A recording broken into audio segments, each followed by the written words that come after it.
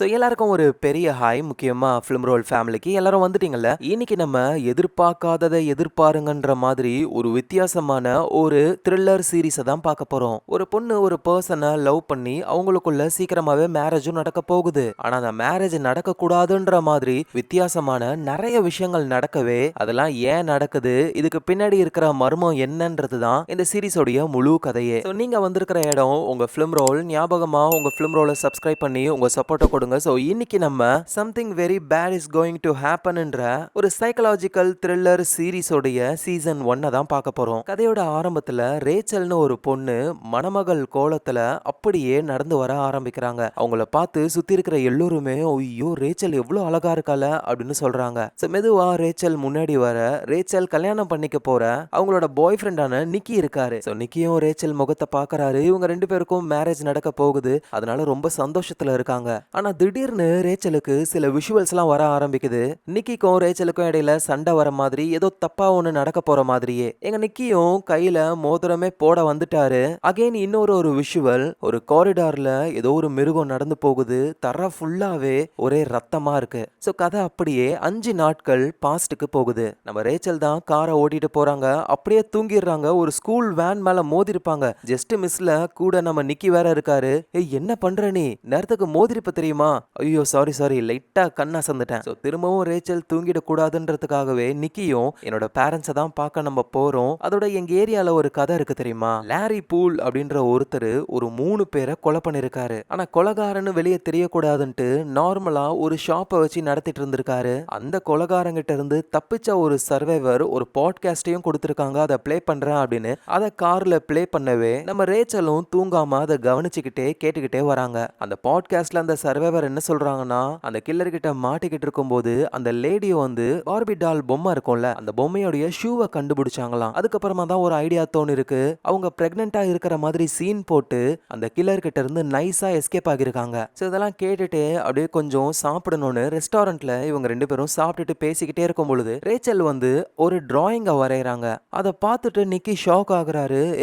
அந்த கில்லர் ஒரு ஷாப் வச்சிருந்தாருன்னு சொன்னல, அந்த ஷாப்போடைய லோகோ இதுதான். எப்படி நீ கரெக்டா வரைஞ்ச? நீ இது வரைக்கும் அதை பார்த்ததே இல்லையே அப்படின்னு கேள்வி கேட்க, எனக்கு தெரியல, எனக்கு தோணுச்சு, நான் வரைஞ்சேன். சரி ஓகே, என்னோட பேரண்ட்ஸை பார்க்க போறோம். கல்யாண வேலைலாம் ஸ்டார்ட் ஆயிடும். இன்னும் என்ன, ஒரு 5 நாள்ல நமக்கு கல்யாணம். அதோட நிறைய குழந்தைகளையும் பெத்துப்போம் அப்படின்னு நிக்கி சொல்ல, ரேச்சலும் கண்டிப்பா பெத்துக்கலாம். ஏன்னா அந்த குழந்தைகளாவது அம்மா கூட இருக்கணும்ல. ஏன்னா என்னோட அம்மா தான் சின்ன வயசுலயே இறந்து போயிட்டாங்க அப்படின்னு ரேச்சல் ரொம்ப கவலைப்படுறாங்க. ரேச்சல் இது வரைக்கும் அவங்க அம்மாவை பார்த்ததே கிடையாதான். அவங்க எப்படி இறந்து போனாங்கன்ற விஷயம் கூட இவங்களுக்கு தெரியல. எப்படின்னு ரேச்சல் கொஞ்சம் அப்செட் ஆகுறாங்களா. உடனே நிக்கி மைண்டை மாத்துறாரு. வா நம்ம தொடர்ந்து போலாம் அப்படின்னு கார்ல போய்கிட்டே இருக்காங்க. சும்மா குத்துப்பாட்டுலாம் போட்டு ஜாலியா டான்ஸ் ஆடிக்கிட்டே போறாங்க. நைட் டைம் அது ஒரு பனிக்காலம்ன்றதுனால பனிலாம் பெஞ்சுக்கிட்டு இருக்கு. ஒரு இடத்துல ரெஸ்ட் எடுக்கலாம்னு போய் நிப்பாட்டுறாங்க. அங்க பார்த்தா ஆள் நடமாட்டமே இல்ல, ஒரே ஒரு கார் மட்டும் நிக்குது. ரேச்சல் மெதுவா நடந்து போகும்போது தான் அந்த கார் ஆன்ல இருக்குன்னு புரிஞ்சுக்கிறாங்க. உடனே கண்ணாடி வழியா பார்க்கும் பொழுது உள்ள பாட்டு ஓடிக்கிட்டு இருக்கு. ஒரு குழந்தை வர அழுதுகிட்டு இருக்கு. குழந்தைய விட்டுட்டு பேரண்ட்ஸ் எங்க போயிருப்பாங்க, ஒருவேளை பாத்ரூம் போயிருப்பாங்களோ அப்படின்னு ரேச்சல் பாத்ரூம்ல போயிட்டு செக் பண்ணி பாக்குறாங்க. அங்க யாரையும் காணோம். இருந்தாலும் கீழே குனிஞ்சி ஒவ்வொரு பாத்ரூமா செக் பண்ணி பார்க்கும்போது தான் அதுல ஒரு பாத்ரூம்ல பார்பி டாலுடைய ஒரு ஷூ ஒன்னு கிடைக்குது. இதே மாதிரி ஷூவை தான் அந்த கில்லர் கிட்ட மாட்டின அந்த சர்வைவர் லேடிக்கும் கிடைச்சிருக்கும். அதனால இவங்களுக்கு பயம் வருது. பின்னாடி யாராவது இருக்காங்களான்னு செக் பண்ணி பார்க்கும் பொழுது ஒரு டாய்லெட் ஒன்னு ரொம்ப மோசமான நிலைமையில இருக்கு. அதுவும் அங்க ஒரு நரி மாதிரி ஒரு விலங்கு, அது பிரெக்னெண்டா இருக்கும் போல, பார்க்கவே ரொம்ப கொடூரமா இருக்கு. ஒன்னு ரேச்சல் வெளியே வந்துடுறாங்க. அந்த குழந்தையுடைய பேரண்ட்ஸ் இங்க இல்ல, நான் ஹெல்ப்புக்கு வெளியே போய் ஆளுங்களை தேடுறேன், நீ இந்த குழந்தை கூடயே இரு அப்படின்னு நிக்கி எங்கேயே விட்டுட்டு கார்ல ஹெல்ப்புக்காக வெளியே போக ஆரம்பிக்கிறாங்க. அப்படி அவங்க போய்கிட்டு இருக்கும் பொழுது அந்த கில்லருடைய கடை ஒன்னு இருக்கும்ல, கப் கேக் கடை மாதிரி, அந்த கடையை அவங்க பாக்குறாங்க. உள்ளுக்குள்ள லைட்டா பயம் வருது. ஆனா அதை தாண்டி ஒரு பாருக்கு அவங்க போக அங்க ஒரு லேடி பார் டெண்டர் மட்டும் தான் இருக்காங்க. ஆனா அவங்க போட்டிருக்கிற ட்ரெஸ்ல வந்து நேம் பேட்ச்ல பெஞ்சமின் அப்படின்னு சொல்லி எழுதிருக்கு. என்னங்க நீங்க பொண்ணு ஆனா பெஞ்சமின் எழுதிருக்கு? ஏன்னா இதுக்கு முன்னாடி பார் டெண்டரா ஒர்க் பண்ண ஒரு பேர் வந்து பெஞ்சமின். அவரு இங்க தான் பாத்ரூம்ல தற்கொலை பண்ணி இறந்து போயிட்டாரு. புதுசா ஒரு Dress கொடுக்கறதுக்கு அந்த ஆளு Dress எனக்கு கொடுத்திருக்காங்க.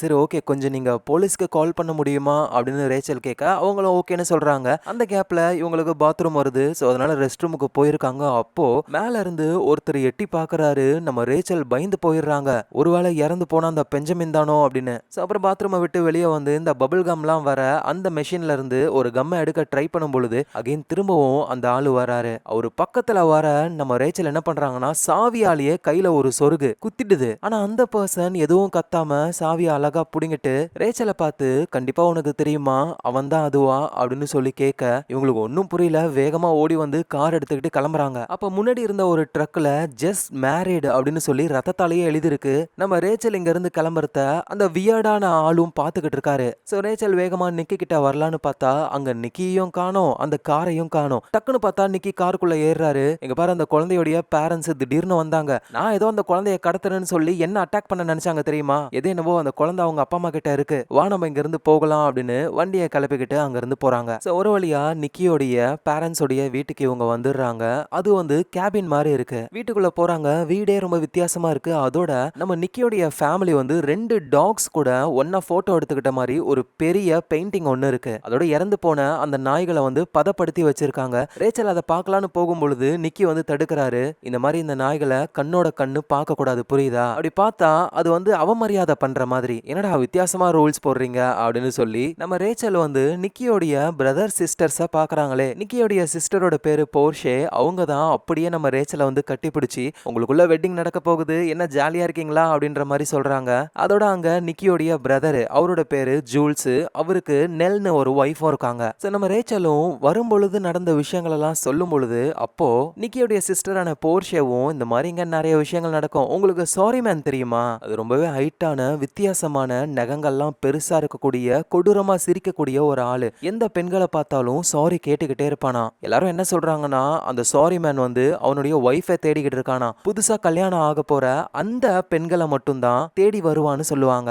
இதுன்னு அந்த போர்ஷே சொல்ல ஆல்ரெடி பயத்துல இருந்த நம்ம ரேச்சல் இன்னுமே பயப்படுறாங்க. இதை பத்தி நிக்கி கிட்ட கேட்கும் பொழுது அவ எப்ப பார்த்தாலுமே இப்படிதான் பேய் அது இதுன்னு உளறிக்கிட்டே இருப்பா, அதெல்லாம் நீ நம்பாத அப்படின்னு சொல்ல இவங்க இருக்கிற இந்த பெட்ரூம்லயே ஒரு ட்ரங்க் பெட்டி ஒன்னு ஓபன்ல இருக்கு. ரேச்சல் உடனே நம்ம தூங்குறதுக்கு முன்னாடி ஃபர்ஸ்ட் அதை க்ளோஸ் பண்ணு அப்படின்னு சொல்ல இவரும் போயிட்டு க்ளோஸ் பண்றாரு. சோ எதுக்காக திறந்து இருக்கிற ஒரு ட்ரங்க் பெட்டியை பார்த்து நம்ம ரேச்சல் பயப்படுறாங்கன்னு தெரியல. நைட் டைம் ஆகுது, நல்லா தூங்கிக்கிட்டு இருக்காங்க. ரேச்சல் மூக்குல இருந்து ரத்தம் வருது. டக்குன்னு எழுந்துக்கவே வெளியே ஏதோ ஒரு சவுண்டு கேட்டுக்கிட்டே இருக்கா. அதனால வெளியே போறாங்க. காத்துல டோர் வந்து திறந்து மூடி சவுண்டு போட்டுக்கிட்டு இருக்கு. அட என்னடா இது, நிம்மதியா தூங்க கூட முடியலையேன்னு திரும்பி பார்த்தா ஒரு லேடி ஒருத்தங்க வீட்டுல நின்னுகிட்டு இருக்காங்க. மெதுவா ரேச்சலும் போய் பார்க்கும் பொழுது அது நிக்கியோடைய அம்மா தான். ரேச்சலும் சாரிமா உங்களை டிஸ்டர்ப் பண்ண கூடாதுன்னு தான் வந்து பார்க்கவே இல்லை அப்படின்னு சொல்ல இனிமே நம்ம பார்த்துக்கவே முடியாதுன்னு நினைக்கிறேன் அப்படின்னு வித்தியாசமா அவங்க சொல்றாங்க. டக்குன்னு நிக்கியோடைய அப்பா வந்து அம்மாவை கூட்டிட்டு போறாங்க. என்னமோ ரோபோட் மாதிரி அந்த அம்மா போகுது. அப்படியே திரும்பி ரேச்சலை பார்த்து இதுக்கப்புறம் நம்ம பார்த்துக்க முடியாதுன்னு நினைக்கிறேன் அப்படின்னு சொல்ல இல்லம்மா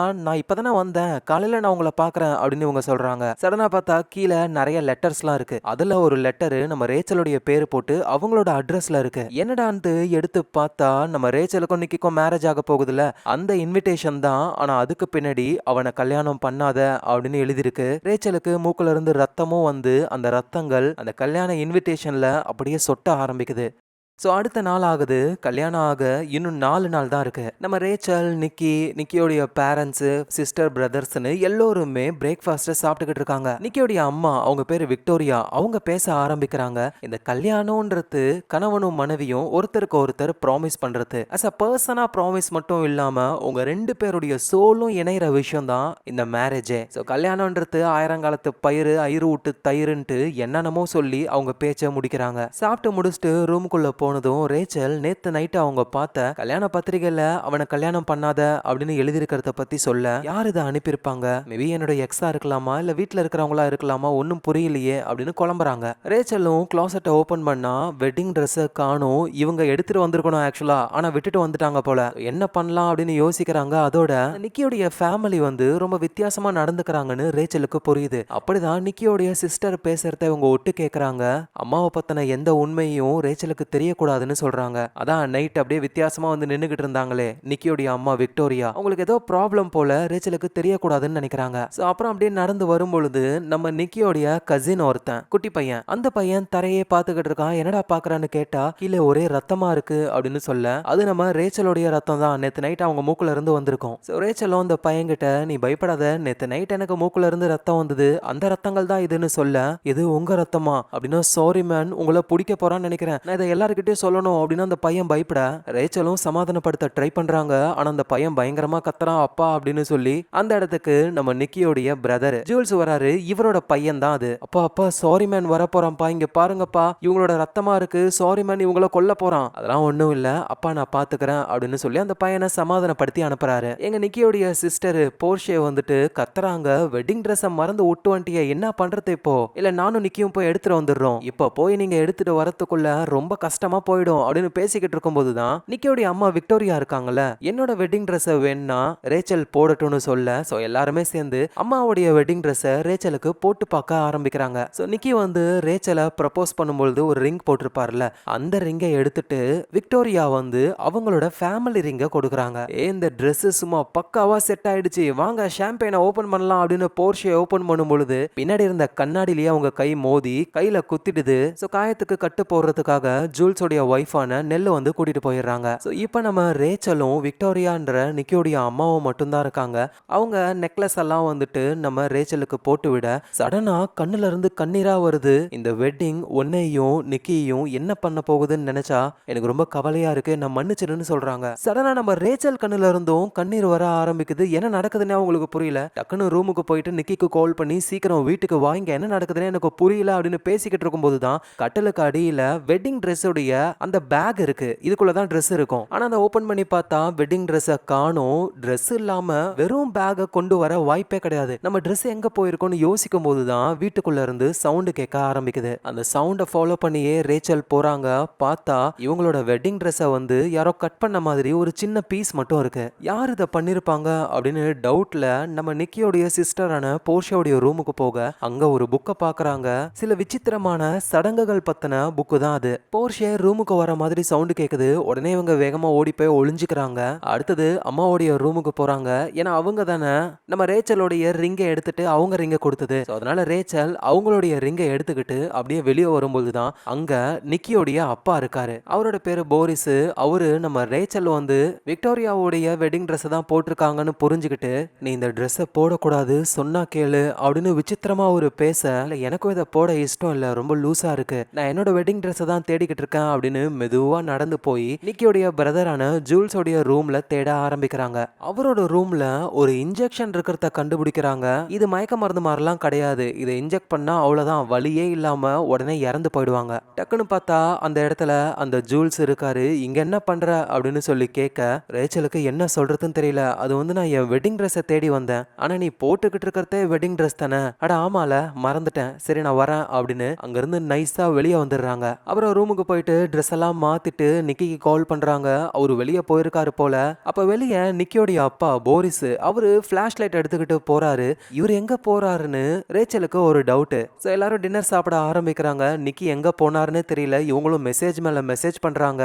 அதோட நிக்கியோடைய அப்பாவும் வெளியே தான் இருக்காரு. அவரு என்ன பண்றாரு அப்படின்னு ரேச்சல் தெரிஞ்சுக்கிறதுக்காக போன் வந்த மாதிரியே ஒரு சீனை போட்டு நான் பேசிட்டு வந்துடுறேன் அப்படின்னு நைஸா வெளியே போறாங்க. போய் பார்த்தா ஒரு மரத்துக்கிட்ட ஒரு பொம்மை ஒண்ணு. அந்த பொம்மைக்கு நம்ம ரேச்சலுடைய வெட்டிங் ட்ரெஸ்ஸை போட்டு வச்சிருக்காங்க. அதை பார்த்து ரேச்சல் பயப்பட, அதோட இந்த சைடு நிக்கியோடைய அப்பா போரிஸ் ஒரு ஆளை புதைக்கிறதுக்கு ஏத்த மாதிரி பள்ளத்தை தோண்ட, ஐயோயோ நம்மளதான் பலி கொடுக்க போறாங்க அப்படின்னு இவங்க தெரிச்சுக்கிட்டு வேகமா ஓடி வரும்பொழுது நிக்கியும் கார்ல வந்துடுறாரு. காருக்குள்ள ஏறி நடந்த விஷயத்தை இவங்க சொல்லும் பொழுதுதான் நிக்கியும் என்ன ஏதுன்னு ஃபேமிலி கிட்ட கேட்க அவங்களும் விஷயத்த சொல்ல ஆரம்பிக்கிறாங்க. ஆக்சுவலா அந்த விக்டோரியா இருக்காங்கல்ல, அவங்களுக்கு மண்டையில பிரைன் டியூமர் இருக்கு, சீக்கிரமாவே சாக போறாங்க.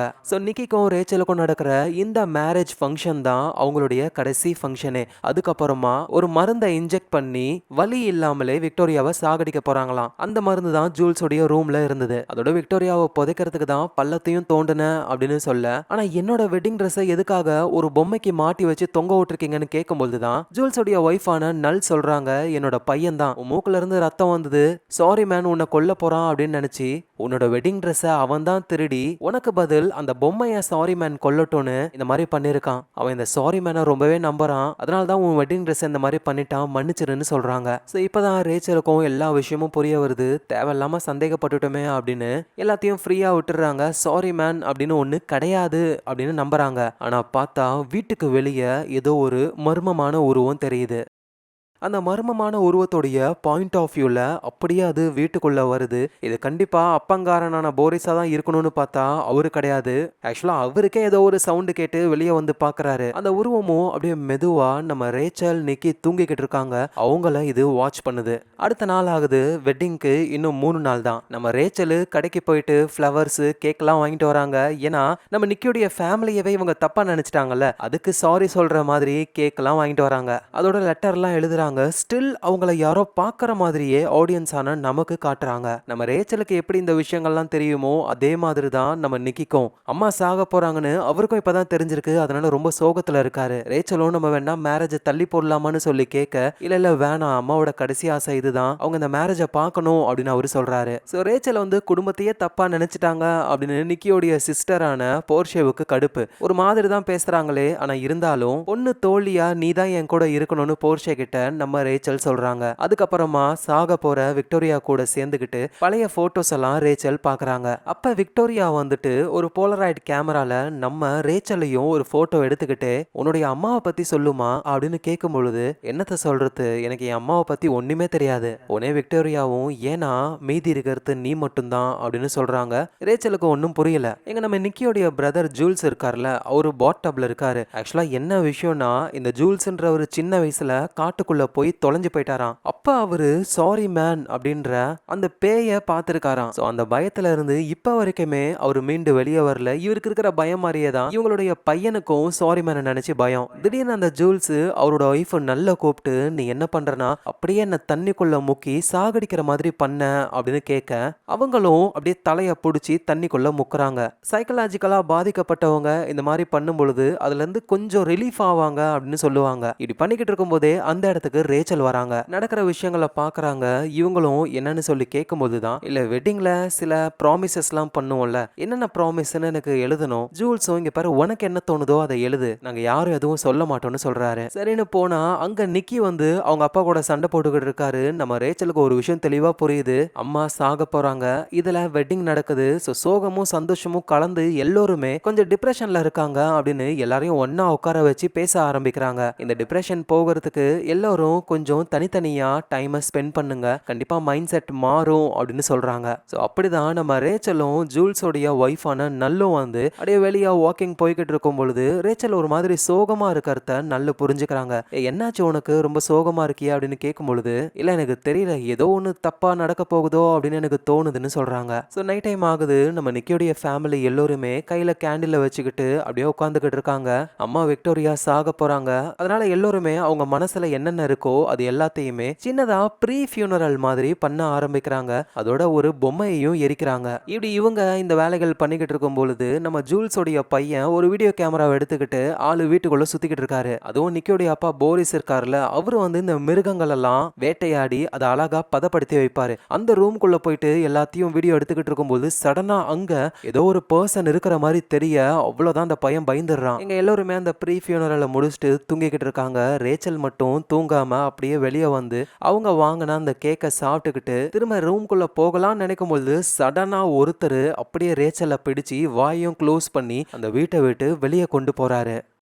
ஸோ ரேச்சல் கத்தன சவுண்டு வந்து ஜூல்ஸோடைய பையன் காதுக்கு கேட்க, உடனே அந்த பையன் அவங்க அப்பாவான ஜூல்ஸ் கிட்ட போயிட்டு, அப்பா ரேச்சலை யாரோ கடத்தி கொண்டு போறாங்கன்னு நினைக்கிறேன்ப்பா, அதோட நான் இந்த ஒரு மனுஷனை வீட்டுக்குள்ள பார்த்தேன் அப்படின்னு அவர் ரெக்கார்ட் பண்ணியிருப்பார்ல, அந்த ஃபுட்டேஜை காட்டுறாரு. அதுல இருக்கிற அந்த பர்சனை பார்த்து நம்ம ஜூல்ஸ் அப்படியே ஷாக் ஆகுறாரு. இப்போ அப்படியே ஒரு டிவி ஒன்று, அதுல ஒரு பழைய ஃபுட்டேஜ் ஒன்று பிளே ஆகுது. இதை யாரு பார்க்கறாங்க என்ன ஏதுன்னா நமக்கு தெரியல. பட் ஆனால் இந்த ஃபுட்டேஜ் வருது. இந்த ஃபுட்டேஜை ரெக்கார்ட் பண்றவர் யாருன்னா நம்ம ரேச்சல் இருக்காங்க, அவங்களுடைய அப்பா ஜே.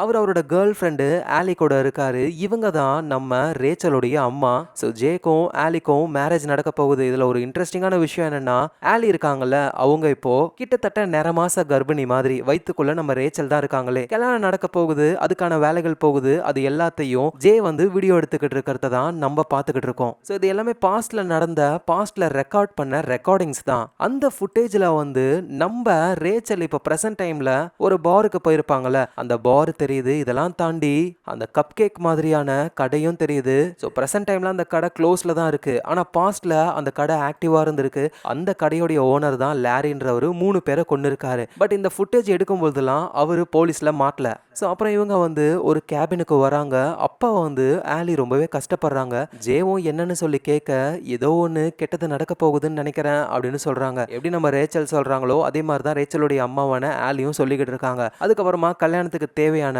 அந்த வெட்டிங் ட்ரெஸ் எல்லாம் போட்டு பார்க்கறாங்க. அதை இவங்க வீடியோவும் எடுக்கிறாங்க. ஸோ அதுக்கப்புறமா சர்ச்சில் வந்து மேரேஜும் நடக்குது. அப்பா கேமராவை ஒரு பர்சன் கிட்ட கொடுக்க, வாங்கின அந்த பர்சனும் கண்டிப்பா உங்களுக்கு தெரியுமா அவன் தான் அதுவா அப்படின்னு சொல்லி ஆலியை பார்த்து கேட்கறாங்க. ஆனா ஆலிக்கு ஒன்றும் புரியல. ஸ்ட்ரைட்டா போயிட்டு ஜே கூட மேரேஜும் நடக்குது அவங்களுக்கு. திடீர்னு கேமரா கிளிச் ஆகி கொடூரமான சில ரத்த கரையா காட்டுறாங்க. அதுக்கப்புறமா கேபினுக்கே திரும்ப வந்துடுறாங்க. ஜேவும் அவருடைய ஒய்ஃப் ஆலியும் டான்ஸ் ஆடிக்கிட்டே இருக்கும் பொழுது சடனா ஆலியோடைய நோஸ்ல இருந்து ரத்தம் வர ஆரம்பிக்குது. அப்படியே கொலாப்ஸ் ஆகி விழுந்துடுறாங்க. அப்படின்னா இது எல்லாமே உண்மைதான், ரேச்சல் கிட்ட நீங்க சொல்லணும் அப்படின்னு சொல்றாங்க. இவங்களுக்கு பிறக்க போறது பெண் குழந்தை தான் அப்படின்னு உங்களுக்கு தெரியும், பேரையும் முன்னாடியே வச்சுட்டாங்க. ஏதோ ஒரு விஷயம் நடந்திருக்கு போல, என்னன்னு தெரியல. எங்க ஜேவோ என்ன பண்றாருன்னா அவரோட ஒய்ஃப் ஆலி சாகிறதுக்குள்ளேயே அவங்க வயித்தை கிழிச்சு உள்ள இருந்து குழந்தைய எடுக்கிறாரு. அதாவது நம்ம ரேச்சலை. ஸோ ரேச்சல் இப்படிதான் பிறந்திருக்காங்களே அம்மா இறந்ததுக்கு அப்புறம், அதனாலதான் அம்மாவை பத்தி அவங்களுக்கு ஒண்ணுமே தெரியல இப்படின்னு இந்த ஃபுட்டேஜ் எல்லாத்தையும் பாக்குறது யாருன்னா நம்ம ரேச்சல் தான். ஸோ ரேச்சலை பிடிச்சி கூட்டிட்டு போனது யாருன்னா அது அவங்களுடைய அப்பா தான், ஜே. அவரு தான் இந்த ஃபுட்டேஜ் எல்லாத்தையும் காட்டுறாரு. ஷாக்ல இருக்காங்க ரேச்சல். அப்படின்னா அப்பா அம்மா கார் ஆக்சிடென்ட்ல இறந்து போகல, என்கிட்ட சொன்னது எல்லாமே பொய்யா? ரேச்சல் நல்லதுக்காக தான் நான் இது எல்லாத்தையுமே மறைச்சு வச்சிட்டு இருந்தேனே. எப்ப பார்த்தாலுமே ஏதோ ஒண்ணு கெட்டதா நடக்க போகுதுன்னு சொல்லிக்கிட்டே இருப்பா. அதே மாதிரி மேரேஜ் அப்ப நடந்தது. சேம் உனக்கும் அது நடக்கும்னு அவ சொல்லியிருந்தா. அதனால தயவு செஞ்சு இந்த மேரேஜை பண்ணிக்காத. நீ கல்யாணம் பண்ண அன்னைக்கு நைட்டே நீயும் இதே மாதிரி இறந்து போயிடுவேன்னு சொல்றாரு. அதுவும் இவங்க பேசிக்கிட்டு இருக்கிற இந்த இடம் வந்து எக்ஸாக்டா நம்ம ரேச்சலுடைய அம்மா இறந்து போனா அதே கேபின் தான். நிக்கியோடைய வீட்டுக்கு பக்கத்துல தான் இருக்கு. சடனா கதவை திறந்துகிட்டு நிக்கியோடைய பிரதரான ஜூல்ஸ் வராரு கையில கன் எடுத்துக்கிட்டு. உடனே நம்ம ரேச்சலும் ப்ளீஸ் சுற்றாதே, இது என்னோட அப்பா தான் அப்படின்னு சொல்றாங்க.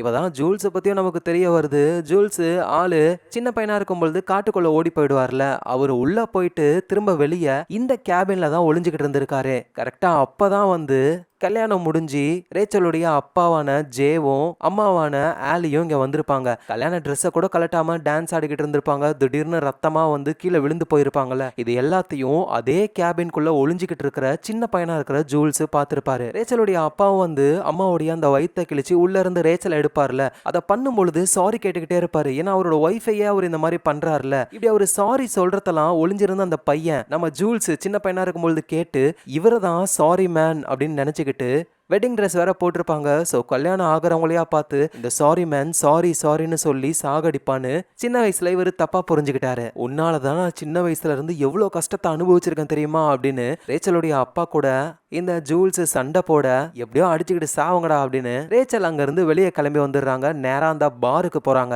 அங்க ரேச்சல் கிட்ட ஒருத்தர் கேட்டிருப்பாருல, உனக்கு கன்ஃபார்மா தெரியுமா இவன் தான் அதுவா அப்படின்னு. அந்த பர்சனை பாக்குறாங்க. உங்ககிட்ட கொஞ்சம் தனியா பேசணும்னு சொல்ல அவரும் உட்காந்து பேசிக்கிட்டே, சாவியாலேயே என் கையை குத்திட்டல, அதுக்காக நீ என்கிட்ட மன்னிப்பு கேட்கணும்னு கத்தியை எடுத்து ரேச்சலுடைய கால்லயோ ஒரு சொருகிறாரு. அப்படியே ரேச்சல் வழியில துடிக்க, கவலைப்படாத, கரெக்டான இடத்துல தான் குத்திருக்கேன், ஒன்னும் பெருசா பிரச்சனை இல்லை, சரி உனக்கு என்ன தெரியணும் அப்படின்னு சொல்லி கேட்கும் பொழுது, என் அம்மாவோட வெட்டிங் நடக்கும் பொழுது எங்க அம்மா ஒரு பர்சன் கிட்ட கேமராவை கொடுக்கும் பொழுது நீங்க என்கிட்ட சொன்ன அதே வார்த்தையை அந்த பர்சனும் சொன்னாரு. உடனே இவரும் அது வேற யாரும் இல்லை, நான் தான் உங்க அம்மா கல்யாணத்தையும் பார்த்தேன், உன் பாட்டி கல்யாணத்தையும் பார்த்தேன், உன் குடும்பத்துல இருக்கிற எல்லா கல்யாணத்தையும் நான் பார்த்துக்கிட்டு தான் இருக்கேன். அவ்வளவு வருஷமா எப்படி நீங்க உயிரோட, ஏன்னா எனக்கு சாவே கிடையாது, நான் ஒரு விட்னஸ்ன்னு சொல்றாரு. எங்க நம்ம ரேச்சலும் என்னதான் நடக்குது தெளிவா சொல்லுங்களேன்னு கேட்கும் பொழுது இவரும் எக்ஸ்பிளைன் பண்றாரு. நம்ம ரேச்சலோடைய குடும்பத்துல ரொம்ப ஆன்செஸ்டர் ஒருத்தர், அவரு உயிருக்கு உயிரா ஒருத்தங்கள லவ் பண்ணாராம். அவங்க 2 பேரும் கல்யாணம் பண்ணிக்கணும்னு நினைச்சாங்க. ஆனா நிறைய ப்ராப்ளம்லாம் வந்தது.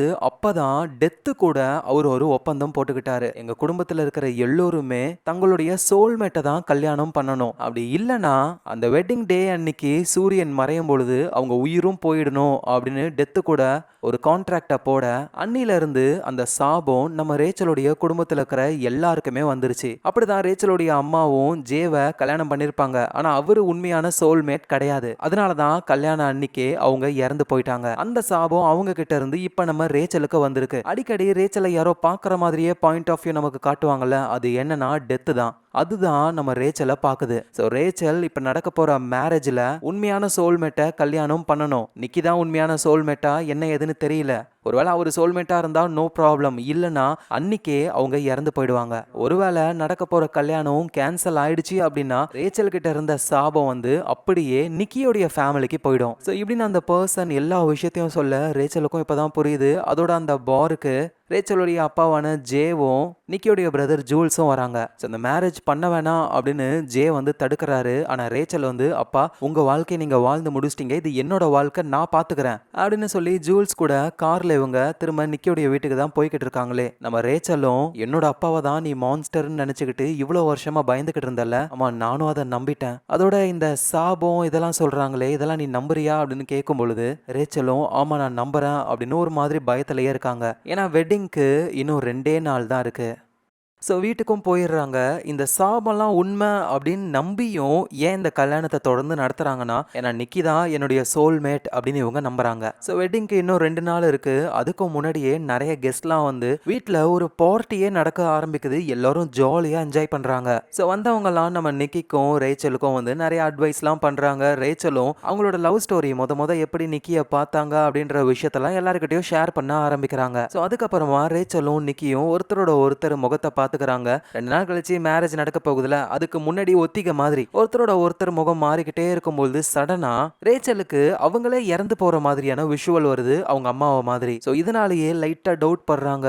பட் ஆனா நிக்கி தான் நம்மளோட சோல்மேட் அப்படின்னு நினைக்கிறாங்க. ஆனா இங்க நிக்கியோடைய பிரதர் ஜூல்ஸ் இருக்கார்ல, அவரு வந்து இன்டர்நெட்ல சில விஷயங்களை தேடும் போதுதான் நிக்கிய பத்தி ஒரு விஷயம் புரிய வருது. உடனே இந்த ஜூல்ஸும் நிக்கி ரேச்சல் கிட்ட போயிட்டு, ரேச்சல் அந்த சாபம் உண்மைன்னு நீ நம்புற, அது பொய்யாகணும்னா நீங்க 2 பேரும் சோல்மேட் இருக்கணும். ஆனா அதுக்கு வாய்ப்பே இல்லை. ஏன் தெரியுமா, நீ முதல்ல நிக்கிய பார்த்தல, அதுக்கப்புறம் நீங்க லவ் பண்ணீங்க, அந்த கேப்ல எல்லாம் இவன் அவனோட எக்ஸ் கேர்ள் ஃப்ரெண்டு கூட தான் ரிலேஷன்ஷிப்ல இருந்திருக்கானே, அதுக்கப்புறம் தான் பிரேக்கப் ஆச்சுன்னு சொல்ல. சோ உண்மையான சோல்மேட் அப்படின்னா வந்து ஒருத்தருக்கு ஒருத்தர் எந்த ஒரு துரோகமும் பண்ணிக்க மாட்டாங்க. ஆனா நிக்கி பண்ணிருக்காரு அப்படின்னா சோல்மேட்டா இருக்க வாய்ப்பே இல்லை. இது உண்மைதான் போல. ஏன்னா அதை கேட்ட உடனே நிக்கி அவரோட பிரதர் கூட சண்டை போட ஆரம்பிக்கிறாரு. அதோட தனியா ரூம்லயும் நம்ம ரேச்சல் நிக்கிய போட்டு கிளின்னு கிளிக்கிறாங்க. சோ அதுக்கப்புறமா எல்லாருமே டின்னருக்கு போறாங்க. கேண்டில் லைட்லயே எல்லாரும் ஒன்னா உட்காந்து சாப்பிட்டுக்கிட்டு இருக்காங்க. அப்போ திடீர்னு ரேச்சல் எல்லாரும் முன்னாடி எழுந்து நின்று, நடக்க போற வெட்டிங் ரொம்ப நல்லதா நடக்கும்னு நான் நினைக்கிறேன். ஆனா உங்களுக்கு ஒரு விஷயம் தெரியுமா, என் குடும்பத்துக்கே ஒரு சாபம் இருக்கு. ஒருவேளை என் வெட்டிங் அப்போ நான் இறந்து போனேன் அப்படின்னா அதுக்கு காரணம் அந்த சாபம் தான். அதான் உங்க எல்லாருக்கிட்டையும் நான் சொல்றேன் அப்படின்னு சொல்ல எல்லோருமே அப்படியே ஒரு மாதிரி புரியாம பாக்குறாங்க. ஸோ சாப்பிட்டு முடிச்சுட்டு எல்லாரும் தூங்கிக்கிட்டு இருக்கும்போது ரேச்சல் வந்து அந்த ஜூல்ஸோடைய ஒய்ஃப் கிட்ட போய் எனக்காக நீ ஒன்று பண்ணணும் அப்படின்னு சொல்லி ஒரு ஹெல்ப்பை கேட்குறாங்க. அடுத்த நாள் ஆகுது. நிக்கியும் தூக்கத்துல இருந்து கண்ணை முழிச்சு எழுந்து பார்த்தா பக்கத்திலேயே டோன்ட் மேரி ஹிம் அப்படின்னு சொல்லி இன்விடேஷன்ல எழுதியிருக்கோம்ல. ஆக்சுவலா அந்த லெட்டர் எல்லாம் அனுப்புனது யாருன்னா நம்ம ரேச்சலுடைய அப்பா தான். அந்த குட்டி பையன் வீடியோ இருக்கும் பொழுதும் வீட்டுக்குள்ள யாரோ இருந்தாங்கல்ல, அதுவும் வந்து ரேச்சலுடைய அப்பா தான். ஸோ அந்த டோன்ட் மேரி ஹிம்மை லைட்டாக அழிச்சு do marry him I'm sorry அப்படின்னு எழுதியிருக்காங்க நம்ம ரேச்சல். அதோட பக்கத்திலேயே அந்த வெட்டிங் ரிங்கையும் வச்சுட்டு போயிருக்காங்க. ஸோ என்ன ஏதுன்னு நிக்கிக்கு புரியல. ஆனால் நம்ம ரேச்சல் வந்து என்ன பண்ணுறாங்கன்னா, அந்த நல்லன்றவங்க கூட சேர்ந்து பழைய மேரேஜ் டாக்குமெண்ட் எல்லாம் தேடுறாங்க. ஏன்னா இங்கே தானே ரேச்சலுடைய அப்பாவுக்கும் அம்மாவுக்கும் கல்யாணம் ஆச்சு. ஸோ ரேச்சலுடைய அம்மாவோட ஃபேமிலியில் யாராவது உயிரோட இருக்காங்களான்னு தெரிஞ்சுக்கணும்னு நினைக்கிறாங்க. எங்க நிக்கியும் அவங்க அப்பா போரிஸ் கிட்ட நல்ல கூட்டிட்டு ரேச்சல் எங்கே போனானே தெரியலன்னு சொல்ல, வெளியே தான் போயிருப்பாங்க, கண்டிப்பா வந்துருவாங்க, நீ என் கூட வா, நம்ம வேட்டையாடிட்டு வரலாம் அப்படின்னு ஹண்டிங்க்கு கூப்பிட ஜூல்ஸும் சேர்ந்துக்கிறாரு. இங்க அங்க கிடைச்ச மேரேஜ் டாக்குமெண்ட்ஸ், டெத் டாக்குமெண்ட்ஸ் எல்லாம் வச்சு நம்ம ரேச்சலுடைய குடும்பத்துல யார் யார் உயிரோட இருக்காங்க, இறந்து போயிட்டாங்கன்னு ஒரு ஃபேமிலி ட்ரீயையே உருவாக்கி பார்த்துக்கிட்டு இருக்காங்க. இங்க வேட்டைக்கு போன நம்ம நிக்கி அவருடைய அப்பா பிரதர்னு எல்லாருமே வெயிட் பண்ணிக்கிட்டு இருக்கும்போது தான் ஜூல்ஸ் அகைன் சொல்றாரு, ரேச்சலுக்கு இருக்கிற சாபம் உண்மைதான், நீ உண்மையிலேயே அவளோட சோல்மேட்னா அவளுக்கு எதுவும் ஆகாது, இல்லனா அவ அந்த மேரேஜ்லயே இறந்து போயிடுவா அப்படின்னு சொல்ல நிக்கியும் இங்க பாரு நான் அவளோட உண்மையான சோல்மேட் தான், அவளுக்கு எதுவும் ஆகாது அப்படின்னு சொல்றாரு. அதுக்கப்புறமா இவங்க ட்ராப் செட் பண்ணிட்டு வந்திருப்பாங்க போல. அந்த ட்ராப் ஆன் ஆகிற சவுண்டு கேட்டு வேகமா ஓடி போய் பார்க்கும்போது அந்த ட்ராப்ல மிருகம் மாட்டிக்கிட்டு இருந்திருக்கு. ஆனா அதோட கால் மட்டும் கட் ஆகி இருக்கு. அந்த மிருகம் எஸ்கேப் ஆயிடுச்சு. எங்க நம்ம ரேச்சலும் நல்லும் ஒரு விஷயத்த கண்டுபிடிக்கிறாங்க. உயிரோட இருக்கிறவங்க எல்லாம் கல்யாணமே பண்ணிக்கவே இல்லை. ஏன்னா அவங்களுக்கு சாபத்தை பத்தி முன்னாடியே தெரிஞ்சதுனால இந்த மேரேஜ் பேச்சுவார்த்தையை எடுக்கவே இல்லை. ஆனா மத்த எல்லோருமே கரெக்டா வெட்டிங் டேலயே இறந்து போயிருக்காங்க. அதோட எல்லா மேரேஜ் டாக்குமெண்ட் டாக்குமெண்ட்லயும் சாட்சி கையெழுத்தா விட்னஸா ஒரே ஆள் தான் சைன் பண்ணிருக்காரு. இத பத்தி நல் கேட்கும்போது தான் அது அந்த பார்ல இருந்த பர்சன் தான். அவர் வேற யாரும் இல்ல, நம்ம ரேச்சலுடைய கொள்ளு தாத்தாக்கெல்லாம் கொள்ளு தாத்தா தான் அவரு. அவரு காதலிச்ச பொண்ணு கூட கல்யாணம் பண்ண முடியாததுனால அவரோட சந்ததியில இருக்கிற எல்லோருமே சோல்மேட்டை தான் கல்யாணம் பண்ணணும்னு டெத்தோட ஒப்பந்தம் போட்டு நடக்கிற ஒவ்வொரு கல்யாணத்துக்கும் விட்னஸா இவர் இருந்து பார்த்திருக்காரு. ரேச்சல் எதுக்காக இதெல்லாம் தேடி பாக்குறாங்கன்னா, இந்த சாபோன்றது ஒருவேளை சும்மா கூட இருக்கலாம்ல அப்படின்னு நினைச்சாங்க. அந்த டாக்குமெண்ட் எல்லாம் பார்க்கும்போது தான் எல்லாமே உண்மைன்னு புரிஞ்சுக்கிறாங்க. அந்த நல்லும் வந்து நீங்க இருந்து எஸ்கேப் ஆயிடலாம்ல, மேரேஜை நிப்பாட்டிடலாமே, ஆனா அப்படி நிப்பாட்டினா அந்த சாபம் அப்படியே நிக்கிக்கும் அவனுடைய ஃபேமிலிக்கும் வந்துடும். வேற வழி இல்ல, இந்த மேரேஜ் தொடர்ந்து நடக்கட்டும், என்ன ஆகுதோ பாத்துக்கலாம்னு சொல்றாங்க. ஆனா அந்த டாக்குமெண்ட்ல ஒரே ஒருத்தவங்க மட்டும் மேரேஜ் ஆகி இன்னைக்கு வரைக்கும் உயிரோட இருந்திருக்காங்க. அவங்கள கான்டாக்ட் பண்ணலாம் அப்படின்னு நம்ம ரேச்சலுக்கு தோணுது. எங்க வீட்டுக்கு வந்ததுக்கு அப்புறம் அந்த போர்ஷன்ற பொண்ணு இந்த சாபத்தை பத்தி எல்லாம் கேட்டுட்டு, அந்த பொண்ணோட வீட்டுல தான் ரிச்சுவல் பத்தின புக் எல்லாம் இருந்ததுல, சோ அந்த பொண்ணு வந்து இந்த சாபத்துல இருந்து விடுவிக்க நம்ம ஒரு ரிச்சுவல் பண்ணலாம் அப்படின்னு சொல்லி ஓஜா போர்டை வச்சு இவங்க ஏதோ ஒண்ணு பண்ண ஆரம்பிக்கிறாங்க. ரேச்சலும் உட்காந்துக்க எல்லோருமே அந்த ஓஜா போர்டை யூஸ் பண்ண ஆரம்பிக்கிறாங்க. அப்ப ரேச்சல் அவங்க மனசுல இருக்கிற கேள்விகளை கேட்கலான்னு சொல்லும் பொழுது அவங்களும் கேட்கறாங்க, இந்த சாபத்துல இருந்து எப்படி தப்பிக்கிறது அப்படின்னு. சடனா லைட் எல்லாம் ஆஃப் ஆகுது. ரேச்சல் பக்கத்துல யாரோ இருக்கிற மாதிரியே தோணுது. ஓஜா போர்ட்ல இருக்கிற அந்த பீசஸ் எல்லாம் தன்னாலேயே நகருது. அந்த போர்ஷே பொண்ணு இருக்கால, அந்த பொண்ணு முகத்துல இருந்து ரத்தமா வர அப்படியே நம்ம ரேச்சலை பார்த்து உயிர் வாழ்ற ஒண்ணு, இறந்து போன ஒண்ணு, திருடப்பட்ட ஒண்ணு, சிகப்பான ஒண்ணு அப்படின்னு சொல்லிட்டு டக்குன்னு அவங்க நார்மல் ஆகுறாங்க. அங்க இருக்கிற எழுத்துக்களாலேயே லிவிங் டெத் அப்படின்னு எழுதி இருக்கு. இதெல்லாம் பார்த்து ரேச்சல் ஷாக் ஆகுறாங்க. ஸோ இப்படியே கொஞ்சம் நேரங்கள் கடந்து போகுது. மேரேஜ் நடக்க இன்னும் 1 மணி நேரம் தான் இருக்கு. ரேச்சல் பயத்தில் இருக்காங்க. அந்த போர்ஷேன்ற பொண்ணு வந்து மேரேஜை நிப்பாட்டிடலாம். ரீசன் கேட்டா என்ன சொல்லு, ஓஜா போர்டு யூஸ் பண்ணும்போது நான் ஒரு மாதிரி நடந்துக்கிட்டேன்ல. ஆனால் ரேச்சல் என்ன சொல்றாங்கன்னா, மேரேஜ் கேன்சல் ஆனா சாபம் நிக்கிக்கும் உங்க ஃபேமிலிக்கும் வந்துடும், சொன்னா கேளு, வேணாம் மேரேஜ் நடக்கட்டும்னு சொல்றாங்க. அவதான் திடீர்னுட்டு நம்ம ரேச்சலுக்கு ஒரு ஐடியா தோணுது. அந்த ரிச்சுவல் பண்ணும்போது போர்ஷே சொல்லியிருப்பாங்க, உயிரோட இருக்கிற ஒன்று, இறந்து போன ஒன்று, திருடப்பட்ட ஒன்று, சிகப்பா ஒன்று அப்படின்னு. ஸோ இது போர்ஷியாவுடைய புக்கில் இருக்கா அப்படின்னு தேடும்பொழுது தான் ஒரு விஷயத்த கண்டுபிடிக்கிறாங்க. ஒரு ட்ரிங்கை செய்யலாம். அந்த ட்ரிங்க் மூலியமா யாரோட ஒருத்தருடைய சோல்மேட்டாவும் நம்மளால மாற முடியும். ஸோ வெட்டிங் நடக்க இன்னும் கொஞ்ச நேரம் தான் இருக்கு. ஸோ அதனால இவங்க என்ன பண்றாங்கன்னா, உயிரோட இருக்கிற ஒன்று அப்படின்னு சொன்ன உடனேயுமே நிக்கியோடைய அம்மா விக்டோரியா இருக்காங்கல்ல, அவங்களுடைய முடியை இவங்க கட் பண்ணிக்கிறாங்க. ஏன்னா அவங்க உயிரோட இருக்காங்க. ஸோ அவங்களுக்கு சொந்தமான ஒரு பொருளை எடுத்துட்டாங்க. எதுக்காக அவங்கள சூஸ் பண்ணாங்க அப்படின்னா, வேற யார்கிட்ட இருந்தாவது எடுத்து அவங்களுக்கு ஏதாவது ஆயிடுச்சுன்னா, ஆனால் விக்டோரியா எப்படியா இருந்தாலும் சாக தான் போறாங்க. அதனால அவங்க கிட்ட இருந்து முடியை எடுத்துக்கிட்டு அப்புறம் இறந்து போன ஒன்று. ஸோ அதுக்காக ரேச்சல் அவங்களுடைய காலுடைய சுண்டு விரல ஜூல்ஸோடைய ஹெல்ப்னால கட் பண்ணி எடுத்துக்கிறாங்க. அதுக்கப்புறமா திருடிய ஒன்று அப்படின்னும் பொழுது அவங்க நிக்கி கிட்ட போயிட்டு சும்மா பேசுற மாதிரியே அவர்கிட்ட இருந்து ஒரு பெண்ணிய ஆட்டைய போடுறாங்க. அண்ட் லாஸ்டா சிகப்பான ஒண்ணுன்னும் பொழுது நம்ம ரேச்சல் அவங்களுடைய ரத்தம், அது சிகப்பா தானே இருக்கும், அதை யூஸ் பண்ணி ஒரு கிளாஸ்ல ஒரு ட்ரிங்க் மாதிரி செய்ய எங்க வெட்டிங்க்கு நிறைய ஆட்கள்லாம் வந்துட்டாங்க. அவ்வளவுதான், மணப்பொண்ணு தான் அடுத்தது வரணும். எங்க ரேச்சலும் அந்த ட்ரிங்கை குடிக்கலாமா வேணாமா அப்படின்னு யோசிச்சுக்கிட்டே இருக்காங்க. டக்குன்னு பார்த்தா ரேச்சல் வெட்டிங் ட்ரெஸ்ஸோட அப்படியே நடந்து வர எல்லாரும் பார்த்து, ஐயோ எவ்வளோ அழகா இருக்கா பாரு அப்படின்னு சொல்றாங்க. இதை தான் நம்ம கதையோடைய ஸ்டார்டிங்ல பார்த்துருப்போம். ஸோ ரேச்சல் அந்த ட்ரிங்கை குடிச்சாங்களா இல்லையான்னு பார்த்தா குடிக்கவே இல்லை. அவங்க என்ன நடந்தாலும் ஃபேஸ் பண்ணலான்னு தான் வந்திருக்காங்க. ஸோ ஒருத்தர் அவங்க முகத்தை பார்த்துக்கிறாங்க. ரேச்சல் நிக்கிக்கு ரிங்க போடுறாங்க. பதிலுக்கு அவர் போடுவாருன்னு பார்த்தா இல்லை, எனக்கு இந்த மேரேஜே வேணான்னு சொல்லி மேரேஜை நிப்பாட்டுறாரு. ஆனால் அப்படி நிப்பாட்டினா இந்த சாபம் உன்னோட ஃபேமிலிக்கு வந்துடும் அப்படின்னு சொன்னா நிக்கி வந்து இந்த சாபத்துலலாம் எந்த ஒரு நம்பிக்கையும் இல்லையா அவருக்கு. அதனால முடியாதுன்னு சொல்றாரு. வந்த எல்லா கெஸ்டையும் அங்கேயே இருக்க சொல்றாங்க. சின்ன பிரச்சனை தான், சால்வ் பண்ணிடுவோம் அப்படின்னு தனியா ரூமுக்கு போயிட்டு பேசிக்கிட்டு இருக்கும்போது தான் நிக்கியும் உண்மையை சொல்லணும்னா எனக்கு இந்த மேரேஜ்ல எல்லாம் சுத்தமா இன்ட்ரெஸ்டே கிடையாது, அதுவும் இவ்வளோ ப்ராப்ளம் சுத்தி இருக்கும் பொழுது சத்தியமா எனக்கு கடுப்பாகுது அப்படின்னு பேசிக்கிட்டு இருக்கும் போதே இந்த வெட்டிங்க்கு வந்தாங்களா கெஸ்ட், அதுல கல்யாணம் ஆனவங்க எல்லோருமே அப்படியே ரத்தம் சொட்ட சொட்ட ஒருத்தரா இறந்து போக ஆரம்பிக்கிறாங்க. ஏன்னா அவங்க மேரேஜ் பண்ண யாருமே சோல்மேட் கிடையாது. ஒருத்தரை மாத்தி ஒருத்தர் காலியாக அந்த போர்ஷேன்ற பொண்ணும் ரத்தம் வந்து இறந்து போறாங்க. ஏன்னா அந்த போர்ஷே யாருக்கும் தெரியாம சீக்கிரட்டா ஆல்ரெடி மேரேஜ் பண்ணிட்டாங்களாம். சோ இப்பதான் நிக்கி மத்த எல்லோருக்குமே புரிய வருது அந்த சாபம் உண்மைதான் அப்படின்னு.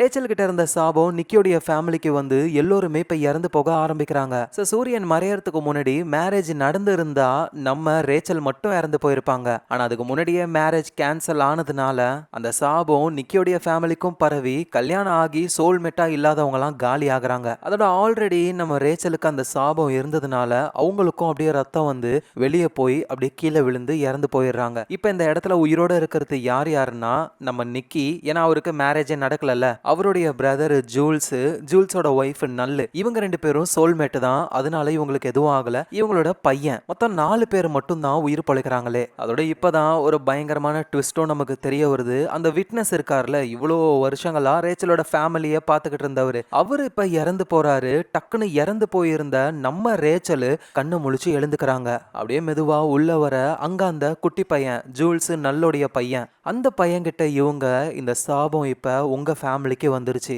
அதனால நீ வளர்ந்து மேரேஜ் பண்ணும்போது சோல்மேட்டை தான் கல்யாணம் பண்ணணும், புரியுதா? அதை நான் கண்டிப்பா பார்ப்பேன். ஏன்னா நான் தான் புது விட்னஸ்ன்னு சொல்றாங்க. அவ்வளவுதான், சாபம் நிக்கியோடைய ஃபேமிலிக்கு தான். அவங்க மேரேஜ் பண்ணும்பொழுது அதுக்கு விட்னஸா வர போறது நம்மளுடைய ரேச்சல் தான். ஸோ ரேச்சலுக்கு சாவே கிடையாது. நடந்ததெல்லாம் பார்த்துட்டு நிக்கி இன்னொரு மேரேஜ் பண்ணுவாரான்றது டவுட்டு. அடுத்து மேரேஜ் பண்ண போறது அந்த குட்டி பையன் தான். அதுக்கு இன்னும் பல வருஷங்கள் ஆகும். அது வரைக்கும் இங்கே இருக்க முடியாதுல்ல.